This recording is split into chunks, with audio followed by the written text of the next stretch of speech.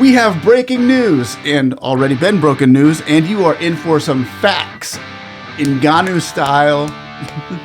This current parliament is going through too much patronization that every time when you are opening parliament, we must go to State House, we must be told what to vote for, what not to vote for, and all we can say is yes, sir. And that makes me very annoyed, very disappointed, because the people we trusted and believed that they can fight for us, all they're doing is starring us into fights. That is a tactical way, and somebody somewhere has sat down and came out with a plan to tear out Mount Kenya into pieces. So the strategy is to sponsor as many voices as possible. All right. Somebody is using the name house to collect tax, but that tax is not going to house. You want me to become a slave of your concrete idea forever. This is a political class scam. And this is going to be the biggest scam in the history of this country. Send the Batman signal. Oh, wait. He's not real. Who can we call to stop this? Gen Z steps in and saves the country from years of more debt bondage and corruption, and they're still fighting the wicked wings of the West. Welcome, ladies and gentlemen, and thank you for joining us today on the speaknsee Show. I ask you to like, subscribe, click that notification button so that when we get information out, you can get information in, and follow us on X in case this thing breaks down here for some unknown reason. Check my windows, make sure I'm not going to get abducted.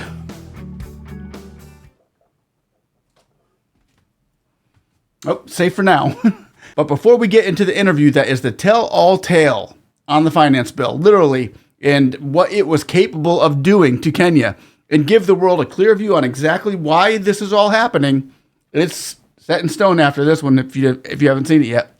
Let me first give you some juicy nuggets on some more findings we've come across on the guest list of the presidential dinner with the elites that almost infected your country with another century's worth of bondage. The guest that we showed yesterday, Caroline Wanga, and that other lady by George Soros, that was just the tip of the iceberg, ladies and gentlemen. That guest list, that presidential guest list, you can go online and find it, is your map of corruption to anyone who decides to just, well, Google a name. No, really, just Google a name. How about these two names? Who is Miss Gathoni Kamua? Well, all I found on her was this. So I don't think that's the person, but if you know who that is, let me know. However, on the guest list next to her name, Dr. Kamua Gachigi, and he is the director of Gearbox in Nairobi, also a member of the Global Council on Future of Production under the World Economic Forum. Who didn't know that they would be there hanging out with Ruto at dinner?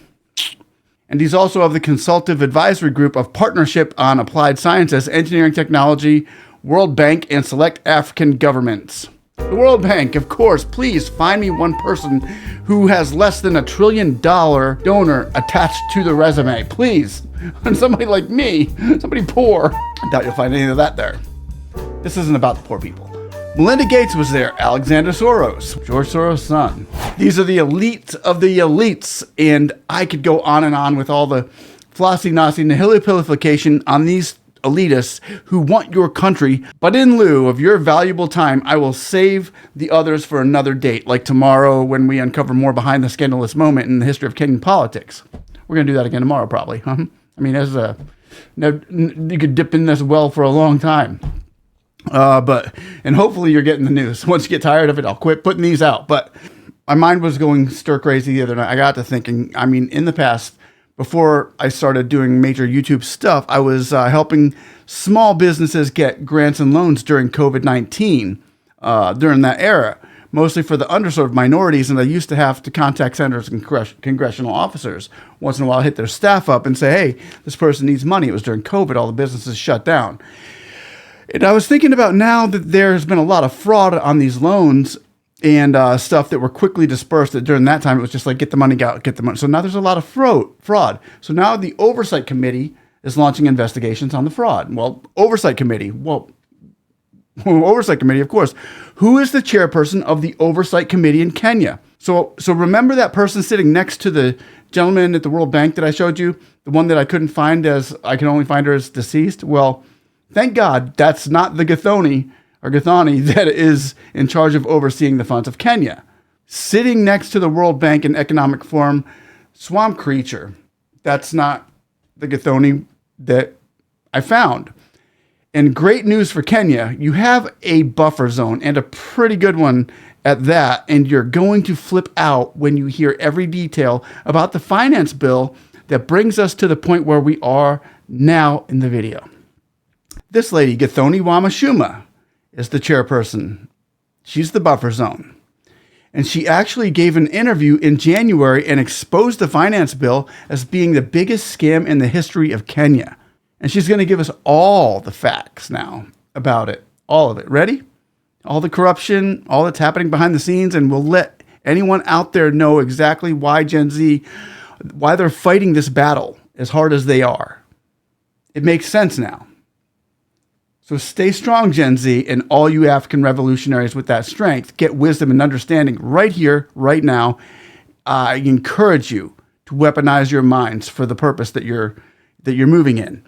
Grab a drink, my friends, and we'll watch this and listen closely together. God bless you, and one love. And I'm glad that I'm speaking to you, because most people don't understand exactly why some of us politicians behave the way we behave, the way we speak, because they only see us on screen. They don't understand the other burdens that we carry. I have very special burdens that I carry based on where I come from, how I was brought up, where I was schooled, how I was schooled, and therefore that makes me behave and say things that I say, and even do things that I do outside the political expectations. So the Finance Act that is in place right now was a very controversial document, because, of course, for me, I felt that in it were things that I did not agree with, because I knew if I did agree with them, then there are section of people that I represent that I felt like they are not going to be treated fairly. And this is engineered by, like I said, my socialization. So when the finance bill came and I read it through, I felt like the Kenya Kwanza government was insensitive to the needs of the people that supported me, people who had my story, resonated with my story, and gave me votes, because they know I am a child of a family that replicates a certain family in my constituency. And therefore, I decided to say no to some things. One of the most pressing things that I felt, honestly, I needed to stand up is the issue of fuel levy, because I knew adding levy on fuel, having been in the previous parliament, that is 12th parliament, and I know what an 8% did to us. Forget about 16%, an 8% that we had in the previous parliament. I knew adding levy on fuel would actually be very punitive to most of my voters. And because I am learned, I have been in business, I am a farmer like my farmers in the villages, I knew what it meant to say yes to 16% levy on fuel. I knew what it meant to add levy on VAT, to add tax on VAT, to add VAT from 16%, from 8% to 16%. So I said no. We have a parliament that is somehow captured. A parliament that is so much influenced by the executive that we have lost the freedom to speak freely like members of parliament. To some extent, I feel like I'm gagged, like I am being patronized. And unfortunately, I was in the previous parliament. We accused the former president of patronizing us, but we never knew that he only did an eighth of what is happening now. This current parliament is going through too much patronization that every time when you are opening parliament, we must go to State House, we must be told what to vote for, what not to vote for, and all we can say is yes, sir. And that makes me very annoyed. I am not annoyed with my president. I am annoyed with ourselves that we have found ourselves in that situation where we have to go and be told what to do as members of parliament. I think it is us who are supposed to be telling the president. It is us who are supposed to be telling His Excellency the President, sir, when you came to my area, area of representation, for example, in Githunguri, you promised this and this and this. And therefore, sir, we need to bring this piece of legislation so that we can help you achieve what you promised my people. But unfortunately, that does not happen in Kenya, and especially in this current parliament. Last parliament, we have a small window. We had a small window where I would wait for my president, for example, in Kiambu, and I would whisper to him and tell him, you know, Your Excellency, you promised to do 1, 2, 3 in this area, and you forgot. Your Excellency, allow me to go and bring this question in Parliament so that your cabinet secretary can come to Parliament and answer and say what we did. Of course, the president would protect his cabinet secretary, but we had that window where we would remind him. In this Parliament, we are not even allowed to remind the president that you promised this and this and this. I want to beg that we pardon members of Parliament, not because they have done the right thing, but they are all conflicted. For example, majority of members of Parliament that are serving in the 13th Parliament, majority are from Kenya Kwanza Coalition. They are all sponsored by their respective parties that are giving them the agenda on how to vote in Parliament. Do you expect a Kenya Kwanza member of Parliament to vote against what the sponsoring party wants? Of course, most members of Parliament, first-time serving members of Parliament, will not be sure of what to do. Do they listen to Wanjiko, or do they listen to the political parties? All right, Mheshimiwa, you're talking about listening to the Mwananchi on the ground and what they had to say. So what are these Wananchi telling you about the Kenya Kwanza government as is? That Wanjiko that I stood for, to be protected against punitive taxes, is not happy. Because even after I protested and I gave a no vote, even after they did public participation, and all of them said no, except maybe, I think it was 98%. According to what I saw reported, 98% of people who did public participation on fuel levy and housing levy said no, but we still went on and implemented it against their wish. They are not happy.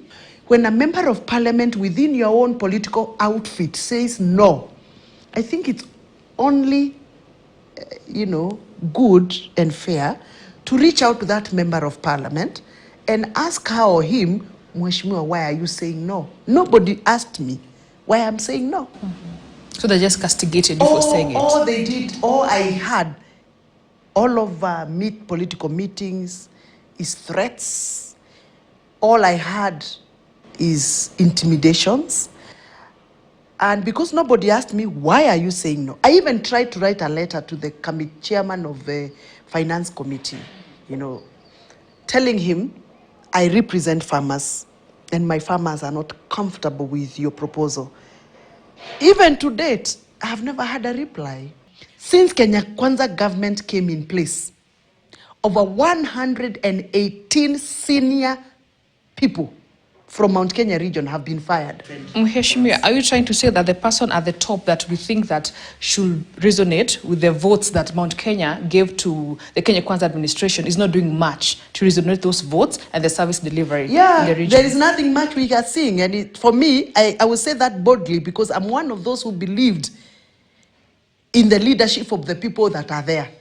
And I campaigned for them and I fought for them. I remember when we went into our secret boardrooms to appoint, to give suggestions of who is going to become what, I became very vocal, fighting for somebody from Mount Kenya to be part and parcel of the senior most leadership of Kenya Kwanza government. But I'm very disappointed because the people we trusted and believed that they can fight for us, all they're doing is stirring us into fights. A lot of conflict, a lot of fighting, a lot of name calling. Instead of bringing us together and reasoning together, we are fighting out each other. We are pulling them down, pulling anybody. Gathoni akiongea, pull her down. Gathoni akisema hii si mzuri, pull her down. It is called PhD. This is not the right time for us to speak about who is going to deputize who in 2027. That is a tactical way of tearing off Mount Kenya into pieces.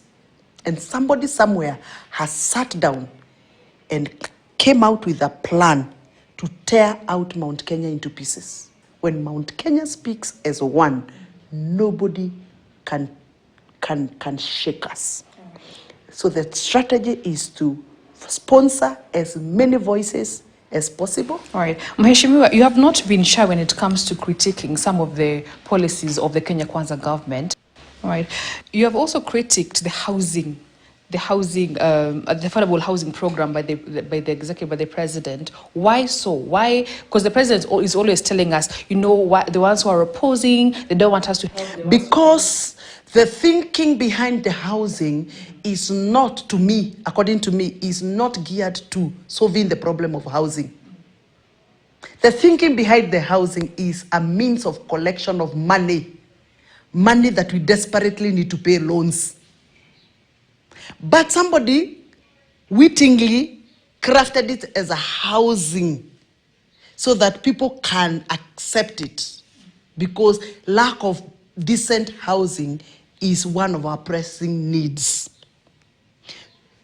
To be very honest, I want any auditor who can prove me wrong to come to this show and prove me wrong. And prove to me that every single shilling that is being collected as house levy, every single shilling that is being collected as house tax is going towards housing. Because that is not true. Right now, the houses President Ruto is opening and launching, most of them were started by the previous regime, including what he came to launch here in Roiro. The houses in Roiro were started by Uhuru Kenyatta. And it is a private-public partnership thing that was started earlier on. Do you want to tell me that the money that we have been charged as house levy has been used to build Roiro houses? Do you want to tell me that the houses that he has launched in Kibera was not started by Uhuru Kenyatta? And Uhuru Kenyatta did not ask us for house levy. So the reason why I've been critiquing this housing thing is because somebody is using the name house to collect tax. But that tax is not going to house. Number two, the houses that are being constructed as affordable, they are not affordable. You cannot tell me that Mama Boga of Githunguri can afford a house where she's supposed to be paying 31,000 shillings per month so that she can own that house. That is not affordable. Let me take you to Benin. Benin is an African country. For the last 3 years, they have been constructing what they are calling social housing for the low cadre citizens. And for you to be able to get that house, all you need to do is to prove that you can be able to afford rentals of that house. And in Benin, there are no documents to fill. You just present yourself with money and say, I can afford to pay this house worth 5,000. And you prove that you can afford to pay 5,000. You are given the house. You pay for that house. So are you saying ours is a scam? I said it in Parliament. I said it's scandalous, didn't I? To me, this is, I have said it and I will repeat. To me, if really you want to make people affordable house, affordable means use whatever is available in your neighborhood, put it together, and make an affordable house. So go to the coastal region. Do they have coconut leaves? Yes. Do they have bamboo? Yes. Help them to use what they have, what they can afford, to come up with a house they can afford. Go to Turkana, for example. What do they use to fence their house? To roof their house? Nyasi. Go and enable them to get what they can afford and build them the houses they afford, and they will live without pressure. But don't give me an affordable house, yet every month you want me to give you 10,000. Nitoe wapi? You know, If you want to make a Maasai home happy and dignified, go and get them the cow dung. They've been using the cow dung. And by the way, they are happy. And they live very comfortably with their cow dung. Go there and enable them to do as many cow dung pasted houses as possible. That is affordable to them and for them. But don't remove me from the cow dung. You want me to go to the concrete, and you want me to become a slave of your concrete idea forever. So these ideas that you're giving us here, Yes. Did you try pitch them to the president as a member of the ruling Kenya? Who gave me the opportunity to do so? You think I can walk in anywhere and get him and tell him what I'm telling you? So the problem is there's no sit down. This is a political class scam. And let me tell you, even if they don't hear me, this issue will come in every election. And this is going to be the biggest scam in the history of this country. Right. Let's not just brush the issue of affordability. Let us ask ourselves, why does it have to be that these affordable houses are only in strategic places like urban centers? Why can't you make me afford a house in Nanyuki in the bush where I can afford? Why don't you come to Nanyuki in the bush and tell me, hey, you're sleeping in a bad house, can I help you to come up with a nice house here in Nanyuki, in the villages, kule mashinani. Come to Githunguri, let's go to our coffee plantation areas where we have a lot of land. And by the way, we plant a lot of trees, which we cut and we use them to do our own affordable houses. Why can't you come there? Help me with as many machines to cut those trees as possible, and get the very many young boys in the villages who have no jobs. They come and help me cut the trees. Those trees, we call them midadoko. Then those trees, you help me to build those local houses in that local village.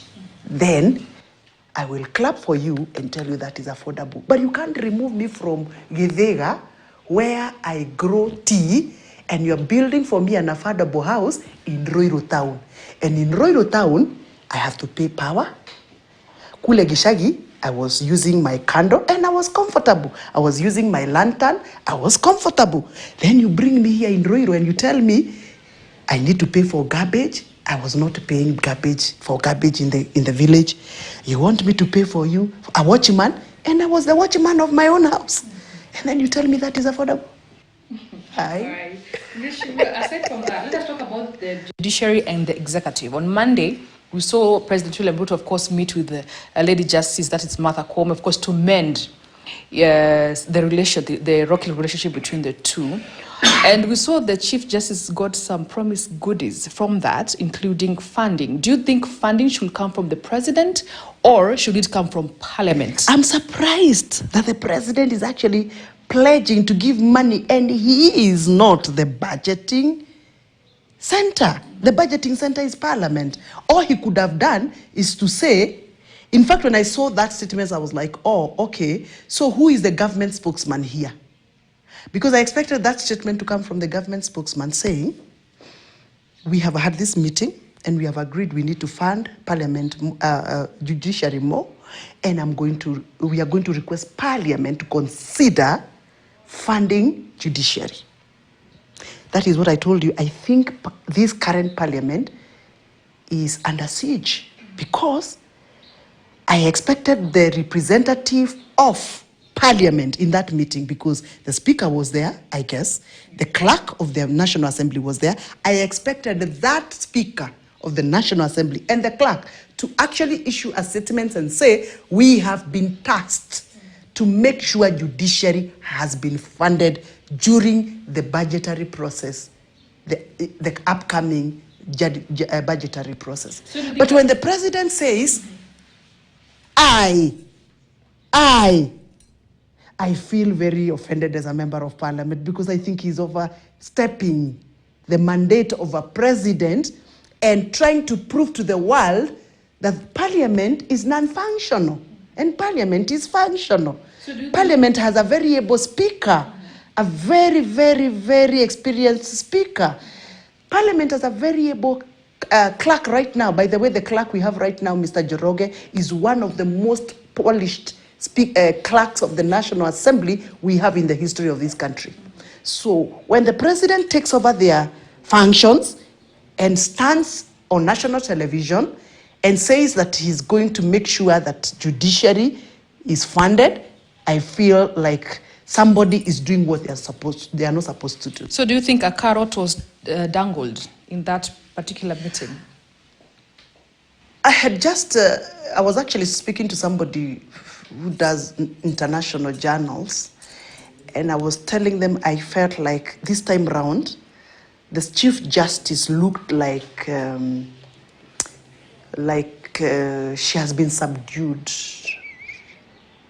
Yeah, even her, body language told us that she's subdued, and that is not what we expected. We expected her to stand firm as the first woman Chief Justice and prove to the world that she is in charge of judiciary. She can stand and fight for the judiciary and protect judiciary from political attacks. We did not hear any apology for the many attacks, political attacks that judiciary has endured. I thought out of that meeting, somebody would come and say, I think we overdid politically and we render our apologies. That is what I expected. I expected Mother Koome to say, I want to assure the member of judiciary that they are in safe hands and no more political punching and no more chest thumping and giving excuses on behalf of judiciary. That I did not hear. Now, what are we left to, those of us that did not attend the meeting, what are we left guessing? We are left guessing that our Chief Justice is subdued. We are left guessing that the political punching that we saw for the last 1 month is going to continue. And we are left doubting whether judiciary will do their job independently. We are left guessing. For me, I'm left guessing. I'm not sure.